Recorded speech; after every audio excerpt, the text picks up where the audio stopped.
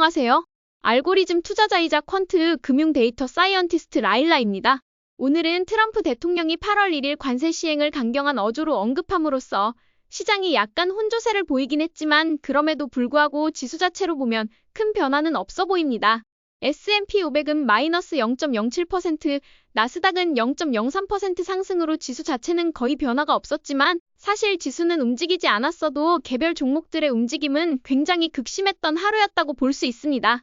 특히 은행주들이 갑작스럽게 약세를 보이며 불확실성 속에 대부분 하락했고 핀테크 리더들도 마찬가지로 큰 하락을 겪었다고 볼 수 있습니다.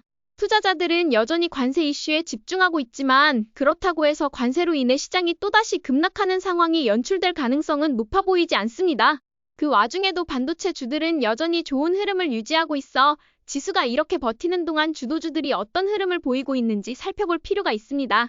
먼저 시장의 방향성을 확인하면서 현재 주식 비중을 어떻게 가져가야 할지 생각해 보겠습니다. 나스닥 10분봉 차트를 보면 오늘 하루 종일 횡보세를 유지한 것으로 보입니다. 지수만 보면 어제와 거의 차이가 없고 시가와 종가가 비슷한 수준에서 마감했기 때문에 전체적으로 나스닥은 방향 없이 횡보한 모습입니다. 이 말은 섹터 간 로테이션이 물밑에서 계속 이루어지고 있다는 의미이고 그 흐름을 잘 이용하면 기회로 삼을 수 있습니다.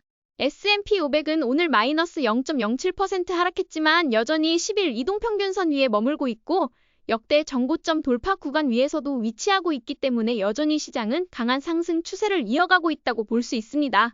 지수가 오르든 내리든 장기 투자 계좌에서는 S&P 500에 대한 적립식 투자를 계속 진행하는 것이 좋다고 생각합니다. 동일 비중 S&P 500 ETF는 오히려 상승했는데 이는 섹터 로테이션이 자주 일어날 때 나타나는 전형적인 현상입니다.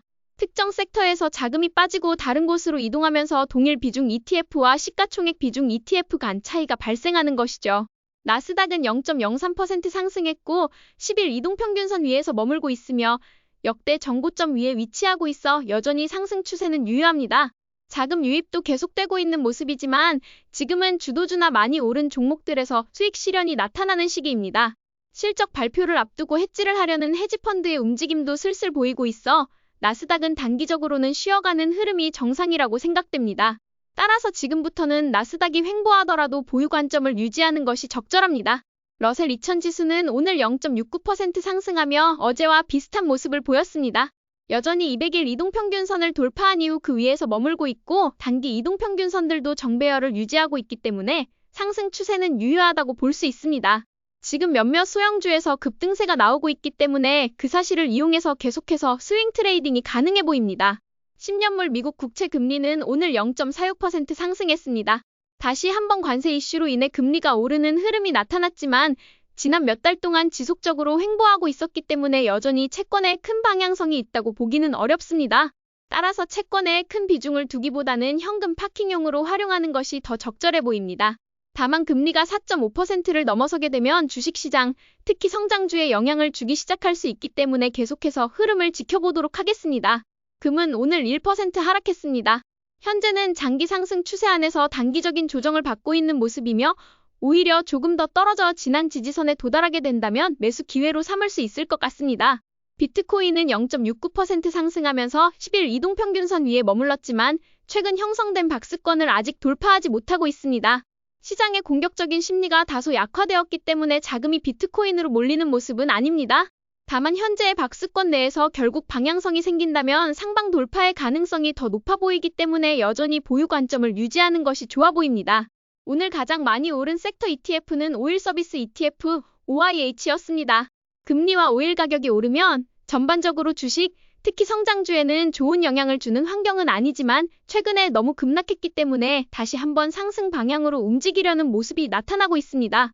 공포 탐욕 지수는 최근 며칠간 극심한 탐욕 상태를 보이다가 다시 탐욕 수준으로 내려왔습니다. 시장이 과열을 조정하려는 모습이 나타나고 있고 이는 긍정적인 신호로 볼 수 있습니다. 공포 사이클이 끝난 지도 이제 3달 가까이 되어가고 있기 때문에 만약 경고 신호가 다시 포착된다면 레버리지 ETF를 매수할 수 있도록 준비하는 것도 좋은 전략입니다. 2025년 7월 8일 기준으로 시장은 여전히 단기, 중기, 장기 모두 상승 추세를 유지하고 있습니다. 지수만 보면 오늘은 매우 조용한 하루였지만 그 속을 들여다보면 개별 종목들의 등락이 극심했습니다. 특히 성장주 중에는 흔들리는 종목도 있었고 반대로 급등하는 종목도 있었습니다. 지금은 최고점을 이루고 단기 하락 추세로 전환한 주도주의 일부를 수익 실현에 어느 정도 현금화하는 전략이 가장 좋아 보입니다. 하지만 나는 약간의 하락도 버틸 수 있다고 생각하면 여전히 주식 비중을 80% 정도로 유지하면서 주도주를 계속 보유하는 것이 좋습니다. 이제 주도주들이 실적 발표를 눈앞에 두고 있기 때문에 실적을 계기로 탈락하는 종목과 새롭게 떠오르는 주도주가 교체될 수 있습니다. 7월은 포트폴리오를 점검하고 기업 공부와 원칙 정립을 다시 해두어야 할 시기이며 7월 말부터 본격적으로 몰아칠 실적 시즌에 맞춰 다시 한번 전략을 재정비하시면 좋겠습니다. 앞으로 2주 정도는 시장이 횡보할 가능성이 크다고 보입니다. 이제 이번 사이클의 주도주들을 살펴보도록 하겠습니다. 먼저 주식의 왕, 엔비디아는 아주 천천히 그러나 꾸준히 상승하는 모습을 보여주고 있습니다. 이번 사이클 동안 단 한 번도 10일 이동평균선 아래로 마감한 적 없이 계속해서 상승 추세를 이어가고 있기 때문에 지난 1년 동안 응축했던 힘이 지금 계속해서 분출되고 있는 것으로 보입니다. 예전처럼 급등하거나 엄청난 랠리를 보이는 시기는 지났지만 이제는 서서히 우상향하는 안정적인 주식으로 자리 잡아가는 모습입니다. 소프트웨어 리더 팔란티어는 오늘 0.4% 상승하면서 눌림목을 잘 거치고 다시 한번 상승 추세를 이어가는 흐름입니다. 현재는 횡보 구간이기 때문에 당분간 이런 흐름이 계속될 것으로 보입니다. 테슬라는 오늘 소폭 반등하긴 했지만 이는 단기 기술적 반등 정도로 볼 수 있습니다. 현재 테슬라는 기술적으로는 추세가 무너졌다고 판단되며 뚜렷한 방향 없이 급등과 급락을 반복하는 모습을 보이고 있습니다. 사실 이 차트에서 테슬라라는 이름을 가려놓으면 저는 절대 투자하지 않을 것 같습니다. 다만 테슬라이기 때문에 좀 다르게 접근하고 있는 것일 뿐 지금 단계에서는 분할 매수를 하거나 로보택시에 관한 매출이 실적 발표에 실제로 나오기 시작했을 때까지 투자를 미루는 것이 가장 좋은 접근이라 생각합니다. 모빌리티 리더 우버는 어제 돌파한 이후 오늘도 그 상승을 이어갔습니다. 6월 말부터 다시 상승 흐름을 타기 시작했기 때문에 굉장히 긍정적인 상황이며 어제와 오늘 좋은 거래량과 함께 동반된 상승이었기에 계속해서 보유 관점을 유지하는 것이 매우 적절해 보입니다. AI 에너지 리더 G 버너브는 오늘 10일 이동평균선까지 조정을 받으면서 상승이 끝났나 싶었지만 다시 자금이 유입되며 가격을 방어하는 모습입니다. 이미 $500를 돌파한 이후로는 변동성이 커졌기 때문에 신규 진입은 다소 애매한 구간입니다. 따라서 지금은 거래량이 줄어들고 횡보가 나올 때까지 기다렸다가 매수 관점으로 접근하는 것이 좋습니다. 핀테크 리더 로빈후드는 오늘 약 2% 하락했습니다. 다른 핀테크 리더인 시즐, 데이브 등은 9, 6% 가까이 하락했는데 로빈후드는 그에 비하면 선방한 셈입니다. 여전히 박스권 지지선 안에서 움직이고 있기 때문에 현재는 보유의 관점이 적절해 보입니다. 반도체 리더 브로드컴은 오늘 마이너스 0.87% 하락했지만 여전히 정고점 부근 위에서 유지되고 있습니다. 변동성이 예전보다 커졌고 하락일도 늘어났지만 아직 추세가 완전히 꺾인 것으로 보이지는 않기 때문에 보유를 유지하는 전략이 괜찮아 보입니다. 오라클은 오늘도 0.96% 상승했습니다. 6월 중순 실적 발표 이후 투자 심리가 리셋된 지 얼마 되지 않았기 때문에 지금부터 상승 추세를 이어갈 여력이 충분하다고 판단됩니다. 오늘처럼 장이 조용한 날에도 자금이 유입되고 있다는 점은 매우 긍정적인 신호입니다. 소형 원자력 리더 오클론은 오늘도 마이너스 4% 하락하며 단기 하락 추세가 이어지고 있습니다. 이 하락 추세가 마무리될 때까지는 일단은 건드리지 않고 관망하는 것이 좋겠습니다. 항공우주 리더 로켓랩은 오늘도 장중 급등했지만 이후 약간 내려오며 마감했습니다. 지금의 상승은 크게 의미 있는 흐름으로 보기 어렵고 보유자 입장에서는 그대로 유지하고 신규 진입자 입장에서는 관망이 적절해 보입니다. 사이버 보안 리더 지스케일러는 실적 돌파 이후 계속해서 상승 추세를 유지하고 있습니다. 여전히 보유 관점이 적절하며 추가 실적 발표를 기다리는 전략이 좋아 보입니다.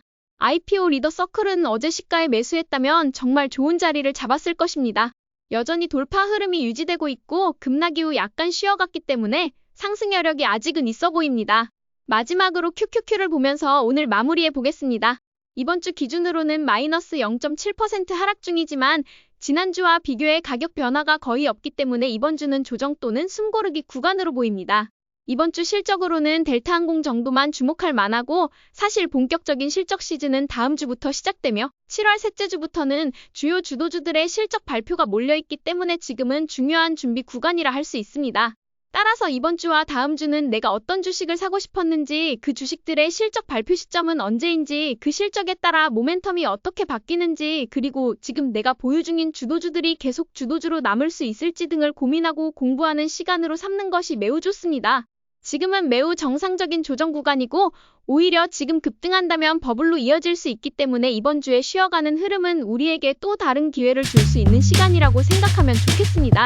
오늘도 저희 전략이 재미있으셨다면 좋아요와 구독 버튼 눌러주세요. 지금까지 방구석 헤지펀드 매니저 라일라였습니다. 감사합니다.